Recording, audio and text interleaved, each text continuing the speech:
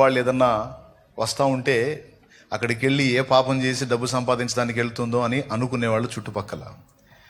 ఈరోజు చుట్టుపక్కల ఆడపిల్లలు ఆటోలకి, టాటా ఏసీలకి, బస్సులకి వస్తూ ఉంటే తండ్రి సన్నిధిగా పాండి అనేటట్టు దేవుడు చేశాడు. తండ్రి సన్నిధి మినిస్ట్రీస్ పరిచర్యని జగద్విదితం చేశాడు. అదంతా మహిమ దేవునికే.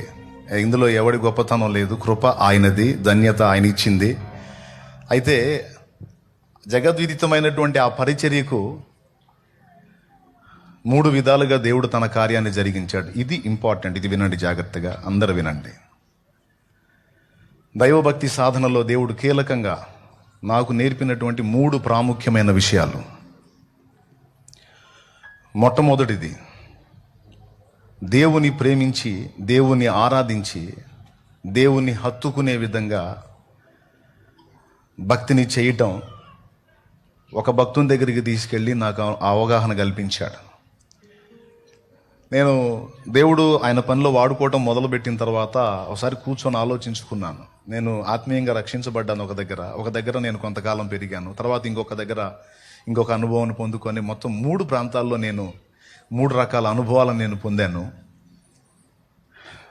ఇది నాకు అవగాహన కలక ముందు నన్ను అసలు ఫలక్నుమా ఎందుకు తీసుకెళ్ళావు ప్రభా, నువ్వు ఓల్డ్ సిటీకి ఎందుకు తీసుకెళ్ళావు? అక్కడ 2 సంవత్సరాలు నేను ఏసన్న గారి దగ్గర రక్షణ పొందినప్పటికీ అక్కడ నేను ఎక్కువ వెంబడించలేదు. కానీ సాల్మన్ అన్న దగ్గర ఎక్కువసార్లు కూర్చునేటట్టు చేసావు ఎందుకు ప్రభా అంటే, ఒరే బాబు, నా సేవ చేయగోరిన వాడు నేర్చుకోవాల్సినవి 3 కీలకమైనవి ఉన్నాయిరా. ఆ 3 అనుభవాలు 3 ప్రదేశాల్లో నీకు అవగాహన కల్పించడానికి నేను నిన్ను నడిపించాను. అందులో మొట్టమొదటిది దేవుణ్ణి ప్రేమించి ఆరాధించటం, అది ఒక దగ్గర. రెండవది దేవుణ్ణి ప్రేమించి మనిషిని ప్రేమించుకుని ఉంటే తేడా. సేవ చేయాలనేవాడు, 4 ఆత్మల్ని రక్షించాలనుకునేవాడు దేవుణ్ణి ప్రేమించటమే కాదు, దేవుని పోలికగా పుట్టిన మనిషిని కూడా ప్రేమించటం నేర్చుకోవాలి అని, ఆ ప్రేమ పునాది నీకు అవసరం అని. అంటే అందరూ ప్రేమ అనే అన్నారు, నేను కూడా అదే అన్నాను. ఎందుకంటే నేను కనెక్ట్ అయింది కూడా ప్రేమకే. దేవునికి స్తోత్రం కలిగి ఉన్నది. హల్లెలూయా. 3 అండి. నంబర్ 1, దేవుణ్ణి ప్రేమించి ఆరాధించటం, ఆయనకు సమీపంగా వెళ్ళటం, నంబర్ 1. నంబర్ 2, దేవుని పోలికగా పుట్టిన మనిషిని ప్రేమించి మనిషి కోసం ప్రయాసపడటం. నంబర్ 3, సత్యవాక్యాన్ని కలిగి ఉండటం. ఈ 3 అవసరం. ఆరాధన, చెప్పండి అందరూ, ప్రేమ, సత్యవాక్యం. ఈ 3 మనకి పునాది లాంటి అంశాలు అన్నమాట. ఇంకెంత మించి పెద్ద ప్రసంగం కూడా అక్కర్లా, మైండ్ సరిగ్గా పనిచేస్తే. ఇంకేం కావాలి? దేవుని ప్రేమించి దేవునికి సమీపంగా వెళ్ళటం నేర్చుకోవాలి. అది ఒక భక్తుని దగ్గర నేర్పాడు అనుభవాన్ని. దేవుని పోలికగా పుట్టిన మనిషిని ఏసడించుకోకుండా, ఎంత విసిగించినా ప్రేమించి, ఓర్చుకొని, సహించి, భరించి వాళ్ళని కట్టడం అనేది చేయాలి అనేది ఒక భక్తుని దగ్గర. సత్యవాక్యం మరొక భక్తుని దగ్గర. అంటే అన్న దగ్గర సత్యవాక్యం లేదని కాదు, అందరి దగ్గర. నేను పుట్టిన దగ్గర వాక్యం ఉంది, ఇక్కడ ఉంది, ఇంకో చోట కూడా ఉంది. కానీ రకరకాల బోధలు ఉన్నాయి. అయితే సత్యం సత్యం సత్యం చేతబట్టుకొని నిలబడాలి. దేవునికి స్తోత్రం కలుగునుగాక. ఈ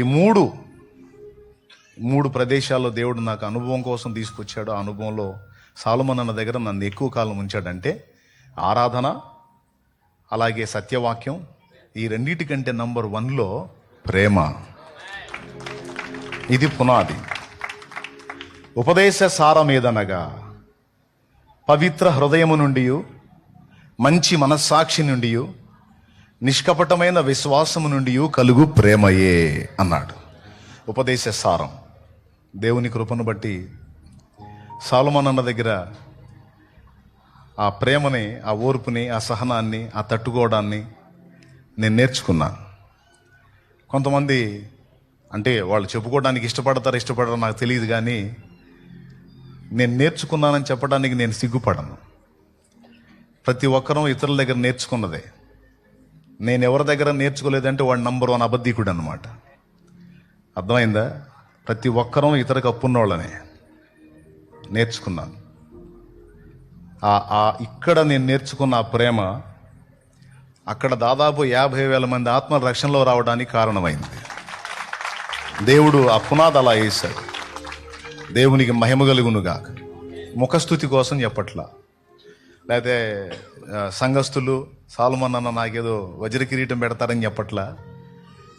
వాస్తవం దేవుడు చూస్తున్నాడు కాబట్టి చెప్తున్నాను. నేను ప్రేమ కలిగి ఓర్చుకొని ఇతరులను అర్థం చేసుకొని వాళ్ళని నిర్మించటం అనేది పెద్ద సంఘానికి తీసుకెళ్ళి నేర్పల దేవుడు నాకు ఒక మారుమూల చిన్న గుడారంలో నేర్పాడు. చిన్న మంద భయపడుకు నీకు రాజ్యం అన్నాడు. పెద్ద మంద అసలు లాజిక్ ఏంటంటే పెద్ద మంద నీది రాజ్యం అనాలి. ఎందుకంటే ఫైట్ చేసి జయించాలంటే రాజ్యాలంది పెద్ద మంద కావాలి. చిన్న మంద ఎట్లా సరిపోయింది? కానీ యేసయ్య రివర్స్. చిన్న మంద తండ్రి నీకు రాజ్యం అనుగ్రహించనించాడు అన్నాడు. ఎందుకంటే దేవుడు పెద్ద పెద్ద పాఠాలని చిన్న చిన్న ప్రదేశాల్లో నేర్పాడంటానికి ఇది ఒక సాక్ష్యం. కాబట్టి ఇందాక అన్నాడు సాలమన్ అన్న బయటకు వస్తే సూపర్గా ఉండేదని. వచ్చాడు ఎప్పుడో. దేవునికి మహిమ. జరుగుతుంది పని, ఇంకా జరిగితే యేసునామములో. ఎందుకంటే ఇప్పుడు ఇందాక సహోదరులు నాకంటే పెద్దోళ్ళు చిన్నోళ్ళు నిలబడ్డారు. మేము అందరం చేస్తా ఉన్నామంటే ఆయన ప్రార్థన, ఆయన ప్రేమ, మీ ప్రార్థన, భక్తుల ప్రార్థన అన్నీ ఉన్నాయి. సంఘస్థుల ప్రార్థన. వాళ్ళు అడగరా? మీరు అడగరా? సాల్మన్ అన్న షాలేమన్న కూడా అంటారుగా, ఖచ్చితంగా అంటారు కదా. దేవునికి మహిమ. మీ అందరి ప్రేమ ఎంతమంది ఉంటేనేమండి, లక్షల మంది అవసరంలా. దేవుని ప్రేమతో నింపబడిన హృదయాలు 10 మంది చాలు, ప్రపంచాన్ని శాసించవచ్చు. పనికి మాలిన మంద 10,000 ఒకటే, సరిగ్గా దేవుని ప్రేమతో ఆత్మతో నింపబడిన మంద 10 మంది అయినా ఒకటి. వాళ్ళ ద్వారా గొప్ప కార్యాలు జరుగుతాయి. ఈరోజు దేవుని కృపను బట్టి ఈ పరిచర్య కూడా అభివృద్ధిలోనికి స్టార్ట్ చేశాడు దేవుడు. చిన్నగా 1000 మందికి రీచ్ అవుతా ఉంది పరిచర్య. ఈ ప్రాంతంలో చిన్నగా 1000 మందికి రీచ్ అవుతా ఉంది. చప్పట్లు కొట్టట్లా, అసలు మీరేం విశ్వాసులు.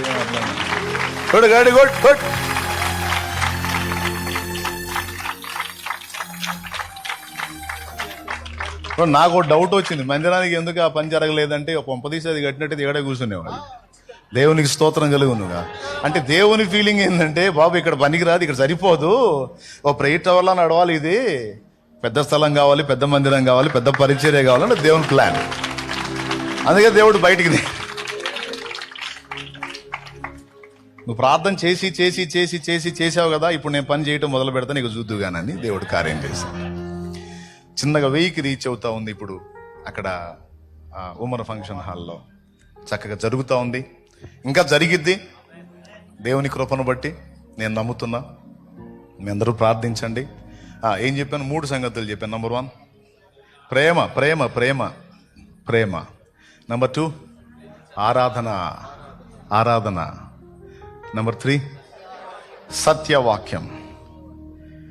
సత్యవాక్యము సంతలో దులిపి బోధకులు మనుషుల భజనపై భ్రాంతులు నిలిపి. ఈరోజు మనుషుల ఆనందం కోసం జరుగుతుంది చాలా పని. సత్యవాక్యం మరుగైపోయింది.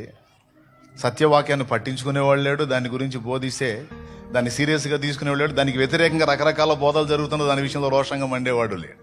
అంటే ఉన్నారు కానీ పాపం వాళ్ళ బాధ ఎవరు పట్టించుకోవట్లా.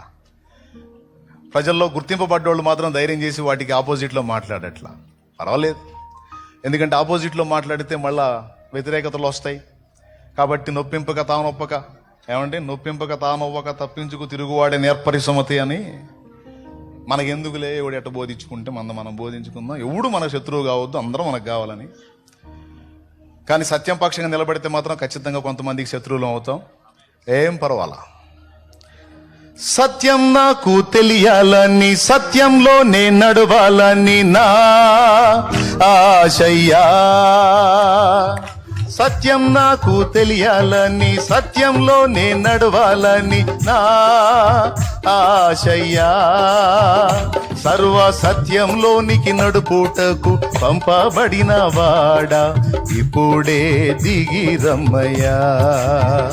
సర్వ సత్యములోనికి నడుపుటకు పంపబడిన వాడా ఇప్పుడే దిగి రమ్మయ్యా. నాలో నీవు నీలో నాలో నీ ఎగోదకి కలసి ఉండాలయా, మనం కలసి కలసి మనం కలసి ఉండాలయా. పరిశుద్ధ ఆత్ముడా. దేవునికి స్తోత్రం. సంఘమైన సేవకులైన ఈ 3 విషయాల్లో జాగరూకులై ఉంటే ధన్యులు. దేవుడు సంతోషిస్తాడు. నెంబర్ 1 ప్రేమ కలిగి సత్యము చెప్పుచు, ప్రేమ అవసరం. 2వది ఆరాధన, దేవుణ్ణి సమీపంగా ఆరాధించటం. 3వది సత్యవాక్యం. ఈ 3 విషయాల్లో బాధ్యత కలిగి సేవకులు ఉండాలి, విశ్వాసులు కూడా ఈ విషయాల్లో మెళకువ కలిగి ఉండాలి. ఇక్కడ దేవుడు నన్ను తీసుకొచ్చి ఈ చిన్న సంఘంలో నాకు చాలా చాలా చాలా ఉపయోగపడేటువంటి పెద్ద పాఠాన్ని నేర్పాడు. అది నేను నేర్చుకున్నాను, ధన్యుణ్ణయ్యాను. ఇంకా నేర్చుకోబోతున్న వాళ్ళు, నేర్చుకుంటున్న వాళ్ళు ఇంకా రాబోతున్న దినాల్లో వాడబడతారని నమ్ముతున్నాను. కాబట్టి ఎక్కువ చెప్పదలుచుకోలేదు, టైం అయిపోయింది. కాబట్టి ఒక పాటే పాడతానమ్మా అన్నాను, 2 మాటలు చెప్పాయా అన్నాడు. కాబట్టి ఈ 3 సంగతులు చెప్పాను. దయచేసి ఏమనుకోకండి. రైట్, చిన్న ప్రార్థన చేస్తాను, మీరు తలలు వంచినట్లయితే. చిన్న మందా భయపడుకు, నీది రాజ్యమని నా తండ్రి మాట్లాడాడు. ఈ చిన్న మందలోనికి నన్ను పంపించి నా జీవిత కాలానికి అవసరమైనటువంటి బ్రతుకు పాఠం, సేవకు అవసరమైన పాఠం ప్రేమ అనేటువంటి గొప్ప పాఠాన్ని నా తండ్రి నాకు వంట పట్టించాడు. చాలా 100 సంఘాలు ఉన్నాయి, 1000 సంఘాలు ఉన్నాయి. నన్ను ఈడకెందుకు పంపించావు నాయన అంటే, నేను సిద్ధపరిచిన పాఠం అక్కడే దొరికిద్ది పోరా బాబు, నీకు అక్కడ దొరికిద్ది పోరా. నిజంగా నాయన, దీనులకు కృప చూపుతావు, అహంకారులను గర్విష్ఠులను ఎదిరించి దీనులకు కృప చూపే దేవుడు. దీనుడైన సాల్మన్ నన్ను నువ్వు దీవించావు. 25 వసంతాలు నీ కృపతో నడిపించావు. ఈ దీనుని పరిచర్యను ఆశీర్వదించి ఈరోజు జగద్విదితమయ్యేటట్టు చేశావు. నీ కృప ఇది నా ప్రభా. ఇదంతా నీ కృప, నీ దయ, నీ వాత్సల్యము, నీ మమత, ఇదంతా నీకే మహిమ చెందాలి.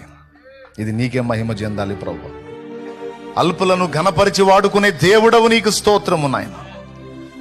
తృణీకరింపబడిన రాయి మూలకు తలరాయి అవుతుంది అన్నట్లుగా సెలవిచ్చిన దేవుడవు, నీకు స్తోత్రము ప్రభువా. ఈ ప్రదేశంలో మునిపెన్నడో చూడనంత మంది ఆత్మలు ఈరోజు చూసేటట్టు చేసినందుకు నీకు వందనాలు ప్రభువా, స్తోత్రాలు. పట్టజాలనంతగా నీవు ఆత్మలను సమకూర్చినందుకు స్తోత్రాలు చెల్లిస్తా ఉన్నాను. బలమైన కార్యములు నీవు జరిగించబోతున్నావు. ఓల్డ్ సిటీలో కార్యము చేయండి. నీ దాసుని ఇంకా బలపరిచి వాడుకోండి. నీ దాసుని ద్వారా ఎంతమంది అయితే ఈ సత్యాలు, ఈ పాఠాలు నేర్చుకున్నారో వారందరూ కూడా ఫలించడానికి సహాయం చేయండి. నీ ప్రేమనే పరిచర్యకు నాయన పెట్టుబడిగా పెట్టి అనేక ఆత్మల్ని సంపాదించడానికి సహాయము చేయండి. ఇంకా లేవనెత్తండి దైవ జనాంగాన్ని, ఇంకా లేవనెత్తండి. ప్రేమ కలిగిన వారిని లేవనెత్తండి. ప్రేమ కలిగి సత్యము చెప్పు వారిని లేవనెత్తండి. ఆరాధనతో నిన్ను సమీపించేటువంటి యోధుల్ని లేవనెత్తండి. భక్తిపరులు కావాలి దేవా, భక్తిపరులు కావాలి, ఆత్మీయులు కావాలి, సత్య సంబంధులు కావాలి, ప్రేమతో నింపబడిన వారు కావాలి, ఆత్మల కొరకు భారంతో మూలిగేవారు కావాలి. సహాయము చేయండి. ఇప్పటికీ నువ్వు సిద్ధపరిచిన వారందరి కొరకు వందనాలు చెల్లిస్తున్నా. ఇక ముందు నువ్వు సిద్ధపరచబోతున్న వారందరి కొరకు స్తోత్రాలు చెల్లిస్తావు. దాసునికి మంచి ఆరోగ్యం, దీర్ఘాయువి, తన సంతతిని కూడా జ్ఞాపకం చేసుకుని నీకు పుట్టిన వారిని నేను ఆశీర్వదింతును అని రాయబడింది నెరవేర్చు.